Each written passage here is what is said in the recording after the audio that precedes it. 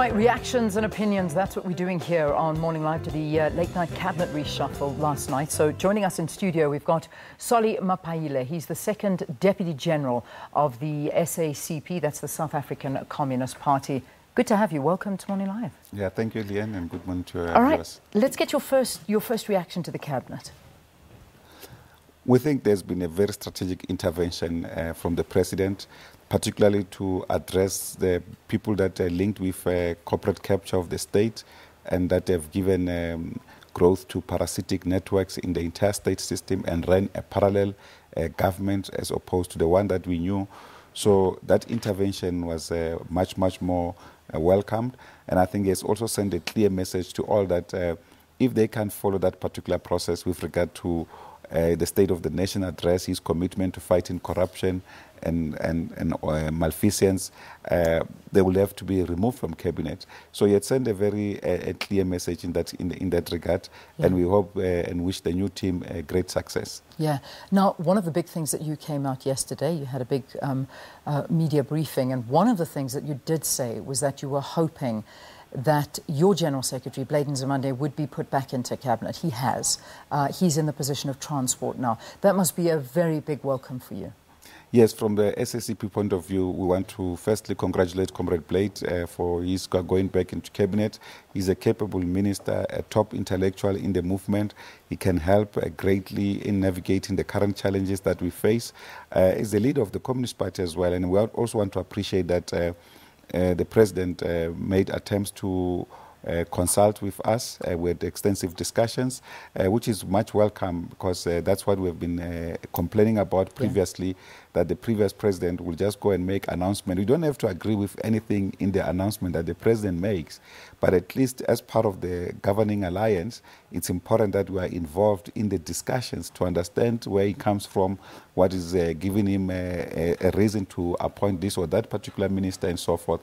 But the strategic framework that we have given him to make sure that we fight corruption and rebuild the trust of the people on the ANC and our government, it becomes extremely important, and that we think has been achieved. We want to appreciate that. Were you party to any negotiations last night? Because obviously the President was saying that he was in negotiations with all parties and alliances. Were you privy to these discussions? No, we did that in the afternoon ourselves with discussion in the afternoon. So he still had to more other groupings to talk to, but also to talk to the directly elected members, and also to talk to those that he was removing from cabinet.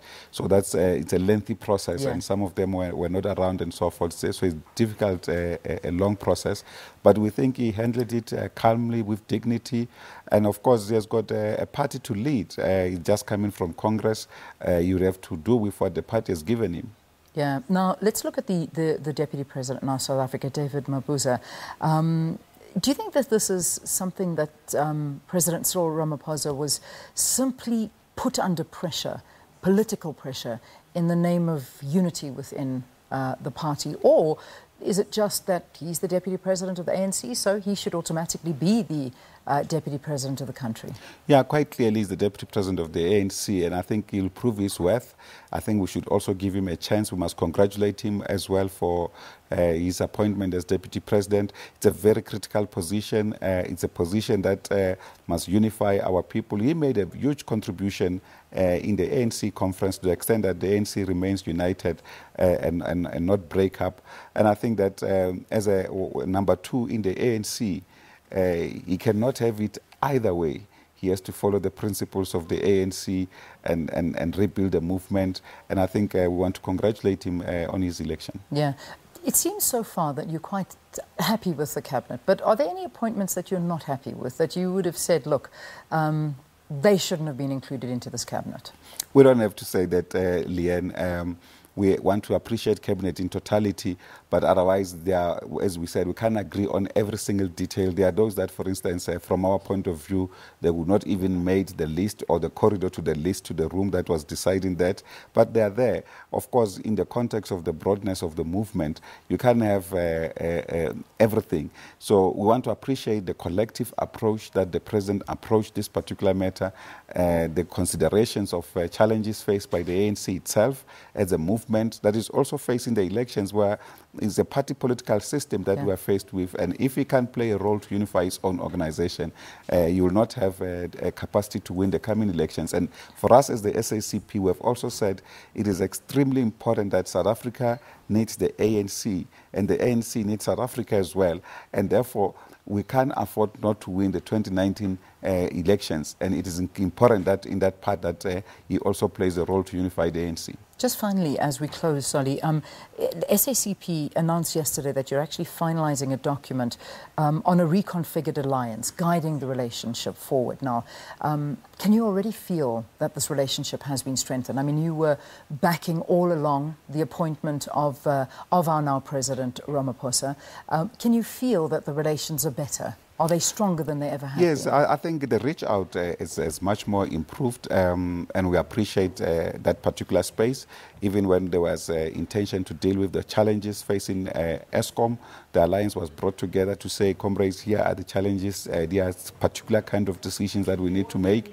We didn't necessarily have to agree with them, but when we look at the interests of the country, we agree that this is the right way to go, and we want to give the president more strength to know that he has got allies that will support his program. The only thing we can say, we will not support anyone who's corrupt. And he's aware about that. We've made it very clear, and he has embraced that particular framework. It's almost part of the theme of his own framework, reconnecting the ANC to its own primary values. And that's an exciting period for South Africa. And I think everyone in the country is much more excited. They feel the ANC renewed. They feel themselves renewed by the renewal of the ANC. So it's a good period that we're entering in. But with challenges, our people are still living in poverty and so forth. We need the capacity of these changes to rebuild the government's possibilities to grow the economy, to make sure that our people can come out of poverty. So the discussion on the reconfigurations, we've already discussed that from the Central Committee point of view. We'll be tabling it in the alliance as agreed by the previous leadership of the alliance when the ANC had a new office bearers, that this matter must be discussed. And he has welcomed that himself as well as President. Solly, we leave it there. Thank you very much for your reactions and input into the cabinet reshuffle that we saw last night. Solly Mapaila is the second Deputy General of the South African Communist Party. Stay tuned for lots more analysis of what unfolded last night.